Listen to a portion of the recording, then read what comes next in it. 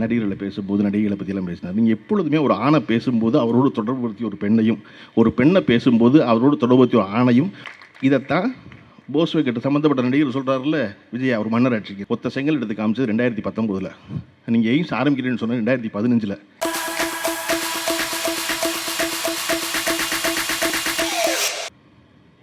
தமிழ்நாட்டின் முதலமைச்சர் நம் அன்பிற்குரிய தலைவர் அவர்களின் 72வது பிறந்தநாள் விழா கொண்டாட்டத்தை தொடர்ச்சியாக நடத்தி கொண்டிருக்கும் கிழக்கு மாவட்டத்திற்கு என் வாழ்த்துக்களையும் பாராட்டுக்களையும் பொறாமையையும் தெரிவித்துக் கொள்ள விரும்புகின்றேன்.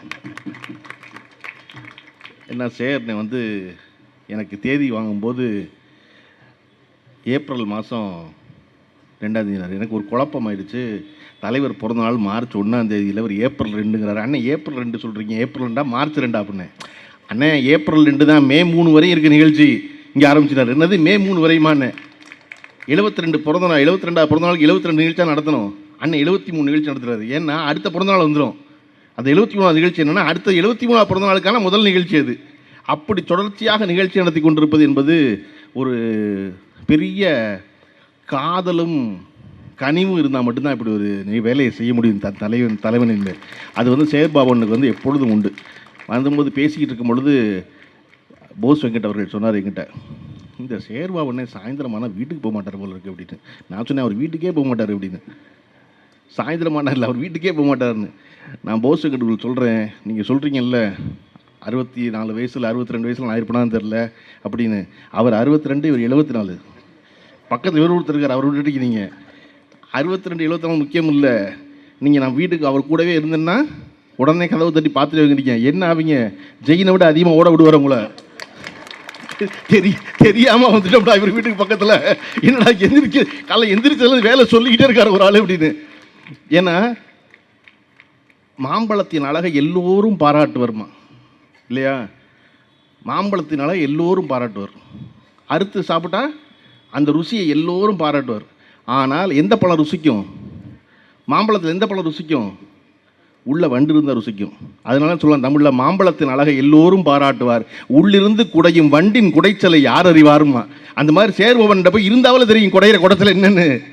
இல்லாட்டா எப்படி 3 மாதம் முன்னாடி தேதி வாங்கி அதை சொன்ன தேதியில் நடத்தணும். ஒரு நிகழ்ச்சி கூட இதுவரை அவர் மாற்றியதே கிடையாது. ஒரு நிகழ்ச்சி கூட மாற்றிய கிடையாது. நான் இயல்பாக நமக்கு சக மனிதர்கள்ட்ட பழகும்போது என்னென்னா, அவர்களிடம் இருக்கிற தீய பழக்கங்கள் உடனே ஒட்டிக்கும். தீய பழக்கம் அப்படின்னா என்னென்னா, நீங்கள் கெட்ட பழக்கம்னு அர்த்தம் வச்சக்கூடாது. எதுவெல்லாம் நமக்கு மகிழ்ச்சிப்படுத்துதோ, எதுவெல்லாம் நமக்கு சுகமாக இருக்கோ, எதுவெல்லாம் இன்றைக்கு கொண்டாட்டமாக இருக்கோ அதெல்லாம் உடனே தொதிக்கும். எதுவெல்லாம் பின்பற்றுவதற்கு சிரமமானதோ, எதுவெல்லாம் தொடர்ச்சியாக செய்ய முடியாதோ அதெல்லாம் பற்றி கொள்வது ரொம்ப நேரம் ஆகும். அப்படி பெரியார்ட்ட நான் எப்பொழுதும் வியக்கிற ஒரு விஷயம் என்ன அப்படின்னா, எந்த கூட்டமாக இருந்தாலும் கூட்டம் தொடங்குவதற்கு முன்னதாக பெரியார் போயிடுவார். பெரியாரை எத்தனை தடவை சொன்னாலும், ஐயா வராதிங்க, நீங்கள் வயசானவர், எல்லாம் ஆரம்பிக்கிட்டோம், நீங்கள் அப்புறம் வாங்க அப்படின்னா சரிங்க சரிங்க சரிங்க அப்படின்ட்டு 9 மணி கூட்டத்துக்கு 8:50 காலைல உட்காந்துருவார். அப்படி எல்லா நேரமும் கூட்டத்தில் மூணு பேரும். அதை நான் பெரும்பாலும் எப்படியும் கடைப்பிடிச்சிடணும் 90 விழுக்க நினச்சி நிகழ்ச்சி தொடங்குறதுக்கு முன்னாடி போய் நினைப்பேன். இன்றைக்கி கூட நிகழ்ச்சி 7:15 தொடங்குனாங்க, நான் 7 மணிக்குள்ளே வந்துறேன்னு சொல்லி 7:03 வந்துட்டீங்க. குறிப்பாக திராவிட முன்னேற்ற கழகத்தின் கூட்டங்களுக்கு நான் ஏன் முன்னாடி போகிறது அப்படின்னா, இந்த முதல்ல பேசுகிற 2 பேருடைய பேச்சை விட்டுருவோம். இல்லாட்டினா நம்ம இப்போ பாக்கியராசர் வந்திருக்காங்க, பாக்கியராசர் பேச்சை கேட்டுருவோம். ஏன்னா கண்டிப்பாக நமக்கு அப்புறம் தான் பேச போகிறார் சார். போஸ் வெங்கட் இருக்கார், கேட்டுருவோம். நம்ம அமைச்சர் சேர்பாபன் இருக்கார், கேட்டுருவோம் நம்ம. ஆனால் அந்த நிகழ்ச்சி தொடங்கும் போது ஒருத்தர் பேசுவார்ல, இந்த பகுதி செயலாளர் இருப்பார்ல ஒருத்தர், அந்த பேச்சை விட்டுருவோம். அந்த பேச்சை நான் எப்பொழுதும் கேட்டு நினைப்பேன். இன்றைக்கி அப்படி ஜெயின் அவர்கள் பேசிய பேச்சு எனக்கு ரொம்ப பிடிச்சிருந்துச்சு. என்னென்னா, ஒரு மாநகர மன்றத்தின் 5 முறை தொடர்ச்சியான உறுப்பினராக இருக்கிற வாசு அவர்களை பாராட்டும் பொழுது, வாசுவின் மனைவியை கூப்பிட்டு பாராட்டுவது இல்லை, கீழே உட்காந்து வாசுவின் மனைவியை பாராட்டும் பொழுதே அதற்கு பின்னாடி இருக்கிற இன்னொரு அம்மாவை கூப்பிட்டு பாராட்டுறது பேர் சொல்லி. அப்போ நிகழும்போது நான் வாசுவை பாராட்டுறேன், வாசுவின் மனைவி லதாவை பாராட்டுறேன், லதாவுக்கு பின்னாடி ராஜேஸ்வரியை பாராட்டுறேன், ராஜேஸ்வரியை பாராட்டும் போது பின்னாடி நிற்கிற கேசவனை பாராட்டுறேன் அப்படின்னு ஒரு குடும்ப நிகழ்ச்சி போல ஒரு விழாவை தொடங்குவதற்கு இல்லை. அது திராவிட முன்னேற்ற கழகத்தை தவிர வேறு எந்த கட்சியும் நான் பார்த்ததே கிடையாது. இதைத்தான் போஸ்வேகட் சம்மந்தப்பட்ட நடிகர் சொல்கிறாருல்ல, விஜய் அவர் மன்னராட்சிக்கிறார். இப்போ மன்னராட்சி யாருன்னா வாசு மன்னராட்சி, வாசுவின் மனைவியில் அதான் மன்னராட்சி. நீங்கள் எல்லாம் மன்னராட்சியில் வந்துட்டீங்க பூரா. நான் முதல்ல சேர்வோன்னு சொன்ன மாதிரி, ஏன் இவர்கள் எல்லோரும் குடும்பத்தோடு கட்சிக்கு வர்றாங்கன்னா, வாசு தான் வீட்டுக்கே போக மாட்டார். அப்புறம் வாசுவை பார்க்கணும்னா வாசு மனைவி கூட்டத்துக்கு தான் வரணும். கூட்டத்துக்கு வந்தால் தான் பார்க்க முடியும். எல்லா நேரம் வேலை பார்த்துக்கிட்டே இருக்கும்போது நடக்காது இல்லது. அப்போ இதை போல தொடர்ச்சியாக மக்கள் பணியில் இருக்கும் பொழுது இதுவெல்லாம் நிகழும். எனக்கு புனாண்டு பேசிய பேச்சாளரும் சரி, போஸ் வெங்கட் அவர்களும் சரி, அவ்வளவு கடுமையாக நமக்கு எதிர் நிற்பவர்களுடைய தொழிலை பற்றி பேச வேண்டியதில்லை. எந்த தொழில் செய்பவர்களும் சினிமாவுக்கு வரலாம் இல்லையா? முதல்ல பேசும்போது கூட ஒரு நண்பர் தலைமை கழக பேச்சாளர் உணர்ச்சி வசப்பட்டு நடிகர்களை பேசும்போது நடிகைகளை பற்றியெல்லாம் பேசினார். நீங்கள் எப்பொழுதுமே ஒரு ஆணை பேசும்போது அவரோடு தொடர்புபடுத்தி ஒரு பெண்ணையும், ஒரு பெண்ணை பேசும்போது அவரோடு தொடர்புபடுத்தி ஒரு ஆணையும் பொது வெளியில் பேசவே பேசாதீங்க. அது நம்ம வேலை இல்லை இல்லையா? நம்ம அதுக்கு வரல. நீ என்ன கருத்து வச்சுருக்க, நான் என்ன கருத்து வச்சுருக்கேன், நீ நல்லா வா. முத்துவேல் கருணாநிதி ஸ்டாலின் நல்லா பேர் சொல்லு. பேர் சொல்லிவிட்டு நீ என்ன செய்யணும்னா, முத்துவேல் கருணாநிதி ஸ்டாலின் அவர்கள் 1000 ரூபா கொடுத்தாரு, நான் 2000 ரூபா கொடுக்குறேன்னு சொல்லு. அதை விட்டுவிட்டு இங்கே பணமெல்லாம் வேஸ்ட்டு, பெண்களுக்கெல்லாம் பணம் கொடுக்குறது வேஸ்ட்டுன்னு சொல்லலாமா? நீங்கள் பாதுகாப்புங்கிறீங்களே, 7 மணிலேருந்து 9 மணி வரை இந்த இடத்துல 1000 பெண்கள் உட்காந்துருக்காங்க. யாரும் பாதுகாப்பு இல்லாமல் உட்காந்து எவ்வளோ பேர்? நீ என்ன செய்ய போறீங்கன்னு சொல்லுங்கள். அதை விட்டுவிட்டு மொத்தமும் எல்லாம் வேஸ்ட்டு அப்படின்னு நீங்கள் பேர் சொல்வது முக்கியம் இல்லை. அந்த பேர் சொல்வதன் மூலமாக என்ன சொல்கிறீங்க? வெறும் மோடிஜின்னு சொல்கிறான் வந்தால் நீங்கள் ஆளுமையான ஆள் இல்லை. மோடிஜி என்ன செஞ்சார்னு சொல்லணும். உதயநிதி சொன்னார் இல்லையா, மொத்த டெல்லி அரசாங்கத்தையும் ஒத்த செங்கல் ஆட்டி காமிச்சார் பாருங்க தமிழ்நாடு பூரா ஒருத்தர். அதை சொல்லணும், வெறும் மோடிஜி சொல்லக்கூடாது. நான் ஒரு கல் வச்சுருக்கேன், அதுதான் ஆஸ்பத்திரின்னு பேர் அப்படின்னு 2019 ஒத்த செங்கலில் மொத்த இந்தியாவுக்கும் பேசு பொருளான்னு பாருங்க, அதை சொல்லணும். நீங்கள் அவரை கொண்டு மறுபடியும் வாரிசுங்க கூடாது. அது வாரிசா? அப்படி வந்துட முடியுமா வாரிசு? இல்லையா? நான் என்ன சொல்கிறேன், சேர்பவனை அறநிலைத்துறை அமைச்சராகும் பொழுது 10 கல்லூரி தொடங்கப்படும் அறிவித்தார். அப்போ அந்த கல்லூரிக்கு சம்மந்தப்பட்ட இடம், அதுக்கு வழக்கு ஏகப்பட்ட சிக்கலான பொழுது தொடர்ச்சியாக அந்த வழக்கை நடத்தி தொடர்ச்சியாக அதில் வென்று 10 கல்லூரி 4 கல்லூரி தொடங்கிட்டோம்னு நீங்கள் சட்டசபையில் அறிவிக்கிற கம்பீரம் இருக்கு அவருக்கு. அப்போ இவ்வளோ சிக்கல் இருக்குது, இதெல்லாம் இருந்து பண்ணிட்டோம், மிச்சத்தையும் பண்ணிடுவோம், அது வழக்கில் இருக்குது அப்படின்னு சொல்கிறது. அதை போல் நம்முடைய துணை முதலமைச்சர் உதயநிதி அவர்கள் ஒத்த செங்கல் எடுத்து காமிச்சது 2019. நீங்கள் எய்ம்ஸ் ஆரம்பிக்கிறேன்னு சொன்னால் 2015. அதுக்கப்புறம் 2019 சொன்னார் அவர், ஒரு செங்கல் தான் வச்சுருக்காங்க, ஏன் ஆஸ்பத்திரி கட்டலன்னு சொல்லி எத்தனை வருஷம் ஆச்சு? 6 வருஷம் ஆச்சு. 6 வருஷத்தில் எத்தனை ஆஸ்பத்திரி கட்டியிருக்கலாம் இது வரையும்? இன்னமும் கட்டலை மதுரையில் இந்த எய்ம்ஸை. அப்போ அதைத்தான் சொல்லணும். நீங்கள் வெறுமன மோடிஜி உங்களுக்கு ஏஞ்சி அலர்ஜின்னு கெஞ்சக்கூடாது. சினிமாவில் வாய்ப்பு கேட்பதை போல் பார்த்து ஏதாவது செய்யுங்க ஜி அப்படின்னு. அதை நேரடியாக நீங்கள் அரசியல் பேசுவாங்க. திராவிட முன்னேற்ற கழகம் எல்லோரையும் வரவேற்கிறது. நான் நம்முடைய தலைவர் ஸ்டாலின் அவர்களிடம் மிகுந்த அன்பு பாராட்டுவதும் வியப்புக்குரியதாக இருப்பது என்ன அப்படின்னு ஒரு முக்கியமான செய்தி ஒன்று சொல்ல நினைக்கிறேன் உங்களுக்கு. என்ன அப்படின்னா, எவரும் எப்பொழுதும் ஒரு எண்ணம் இருக்கும், நான் என்ன அவன்கிட்ட போய் கேட்குறது, அவன் சொல்லட்டும் அப்படின்னு. என் மனைவியிடம் பேசிக்கொண்டு ஒரு என் மனைவி சொன்னாங்கிட்ட, அவர்கள் வயதானவர்கள், அவர்கள் நினைத்து கொண்டு இருக்கட்டும், நமக்கு அதெல்லாம் ஒன்றும் அவசியம் இல்லை, பரவாயில்ல நம்ம போய் பார்த்துடுவோம் அவங்கள. சரிதானே, வயசானவங்ககிட்ட போய் என்ன ஈகோ, போயிடுவோம் அப்படின்னு போய் பார்த்தாச்சு. 1 வருஷம் கழிச்சு என்னை விட வயது குறைந்த ஒருத்தனோடு மன வருத்தம். நான் சொன்னேன், அவன் இப்படி பண்ணுறானே அப்படின்னு. அப்போவே என் மனைவி என்ன சொன்னாங்கன்னா, அவன் நம்மளோட வயசு குறைஞ்சவன், போயிட்டு போகிறான், இப்போ என்ன இருக்குது, போய் பார்த்துருவோம் அப்படின்னு. நான் சொன்னேன், நீ முதல்ல வயசானவனுக்கு அதை சொன்னேன், இப்போ உனக்கு அதை சொல்கிறேன்.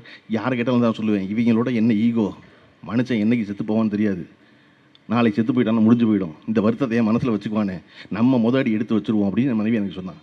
நான் சொன்ன பொழுது தான் நினச்சேன், நம்முடைய தலைவர் திரு முத்துவேல் கருணாநிதி ஸ்டாலின் அவர்களை யாரெல்லாம் புறம் பேசினார்களோ, யாரெல்லாம் மிக மோசமாக பேசினார்களோ, அவர்கள் வீட்டில் ஒரு துக்க நிகழ்வுனா முதல் ஆளாக போய் நிற்பது அவராத. அவன் தன்னை பற்றி என்ன பேசினான், எவ்வளவு அவதூறு சொன்னான், எவ்வளவு பொய் சொன்னான், அது எதையுமே மனசில் வச்சுக்க மாட்டார். முதல் ஆளாக அது ரங்கராஜ் பாண்டேயுடைய தந்தை இறப்பில் தொடங்கி சீமானினுடைய தந்தை இறந்த வரைக்கும் போயிட்டு முதல் ஆளாக இவர் தான் மன்னிப்பார்.